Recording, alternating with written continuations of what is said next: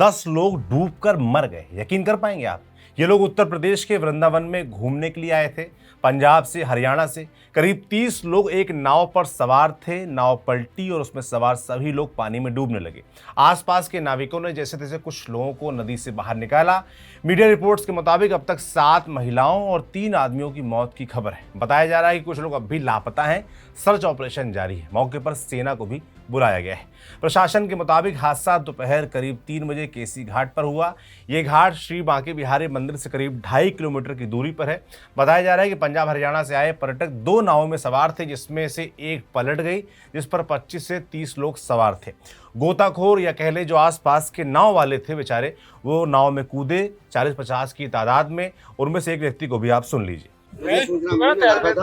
तो अपन की नाव डूब गई है। नाव डूब गई है, अपन कहाँ डूब गई? अपन पॉइंट पर और पॉइंट पर हम लोग आए हुए। कितने लोग थे उसमें?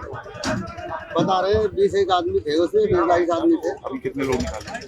करीब 15-16-17 लोग तो निकाले, 4-5 आदमी और रहे इसकी जो है। क्या स्थिति थी जो लोग निकाले? जो लोग निकाले उसमें से 3-4 आदमी तो शेष हो चुके हैं यहाँ से माता के, बाकी सब तो निश्चित है। बाकी अभी और नाव भी अंदर? हाँ, उसका ऑपरेशन चल रहा है। नाव है या स्टीमर? स्टीमर है सर। कितने गोताखोर लगे थे? हम कम से कम 50 गोताखोर लगे हुए हैं, सब नाव वाले हैं। बताया जा रहा है कि हादसे के बाद जो नाव डूबी उसका नाविक फरार हो गया। दावा किया जा रहा है कि नाव की क्षमता 15 श्रद्धालुओं की थी, लेकिन नाविक ने 25 लोगों को बैठा रखा था। घटना के वक्त तेज हवा चल रही थी।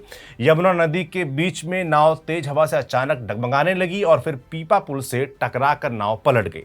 देखिए डीएम चंद्र प्रकाश सिंह घटना पर क्या बोल रहे हैं। सर क्या हादसा हुआ है? देखिए, आज बहुत ही दुर्भाग्यपूर्ण हादसा लगभग 2:45-3 बजे के आसपास यहाँ यमुना नदी में हुआ है।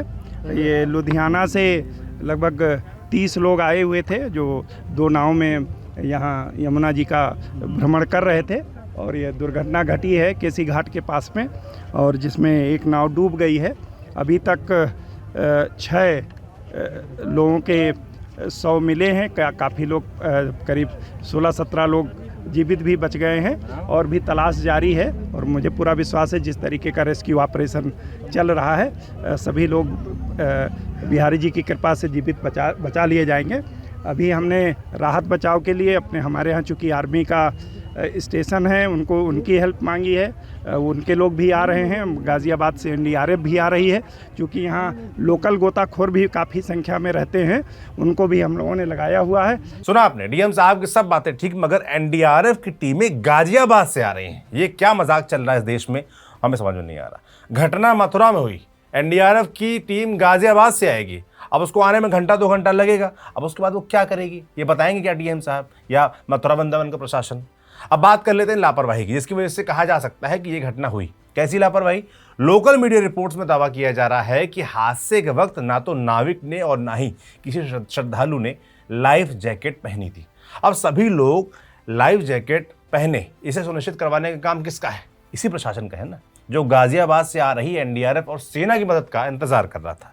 यकीन मानिए, प्रशासन अपनी ये जिम्मेदारी ढंग से निभा रहा होता, लोग लाइफ जैकेट पहने होते तो लोग इतनी जल्दी नहीं डूबते, उनके बचने के चांस कई गुना बढ़ जाते। दूसरी लापरवाही जो मीडिया रिपोर्ट्स में सामने आ रही है वो ये कि नाव पर क्षमता से ज्यादा लोग सवार थे। ऐसा ना हो, इसे रोकने की, सुनिश्चित कराने की जिम्मेदारी भी इसी मथुरा वृंदावन प्रशासन की है।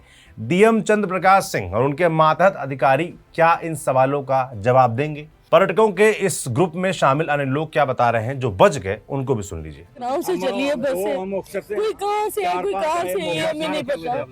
जो हम लोग जो 8 जने हैं वो लुधियाना से थे, जो हमारा ग्रुप आया है। उसमें कोई मुक्तसर से है, कोई जगनाओं से है, कोई कहाँ से है, हमें नहीं पता। हम नहीं जानते। या कोई कार्यक्रम था यहाँ पर? हमारा ट्रिप था, हमारा सारे मंदिरों की यात्रा। सारे तो हम लोग आज अभी सुबह पहुंचे, हम लोग 9 बजे, और पहले हम लोग गए हैं निधि बन गए हैं। आप गए? हाँ, निधि बंद करके बस हम लोग ने, बच्चों ने बुक की हुई थी नाव, बस हम बैठे हैं ये पुल आज सुबह आए हैं। अभी फिलहाल आए हम 30 तो होंगे, 25 जने। जिन लोगों ने अपनी जान गंवाई उनके नाम भी सामने आए हैं। इसमें शामिल हैं कविता बहल, राकेश गुलाटी, अंजू गुलाटी, प्रिंसी, चरणजीत, आशा रानी, मीनू, मधुर बहल, ईशान कटारिया और करोरी। मृतकों में राकेश और अंजू पति पत्नी व चरणजीत और पिंकी पिता पुत्री बताए जा रहे हैं। इसके अलावा कुछ लोग अब भी लापता हैं, जिनके लिए सर्च ऑपरेशन जारी है। नाव हादसे के बाद जिला प्रशासन ने हेल्पलाइन नंबर 0565240320 जारी किया है। लोग इस नंबर पर मदद के लिए फ़ोन कर सकते हैं। बाकी हम यूपी की योगी आदित्यनाथ सरकार से अपील करेंगे कि इस हादसे के लिए जिम्मेदार अफसरों पर सख्त कार्रवाई होनी चाहिए। ऐसी कार्रवाई जिसके बाद मथुरा वृंदावन और जहां पर भी ये नाव चलती हैं, नदी है, यहाँ पर्यटन है, वहां इस तरह की सख्ती की जाए और प्रशासन की जो जिम्मेदारी है वो निभाई जाए। सुनिश्चित कराया जाए कि भाई लाइफ जैकेट के बिना कोई नाव पर, नदी पर ना उतरे और साथ ही नाव पर ये जो अफरा तफरी चलती है कि 20 लोगों की क्षमता है, 30 लोग बैठ गए, ऐसा भी ना हो। जिनकी भी जिम्मेदारी है उनके खिलाफ सख्त कार्रवाई होनी चाहिए।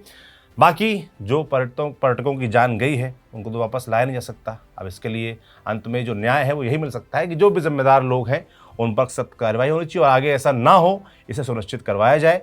मैं सौरभ त्रिपाठी हूँ, कैमरे के पीछे ऋषि हैं। आपका इस पूरी घटना पर क्या सोचना है कमेंट बॉक्स में लिखकर ज़रूर बताएं।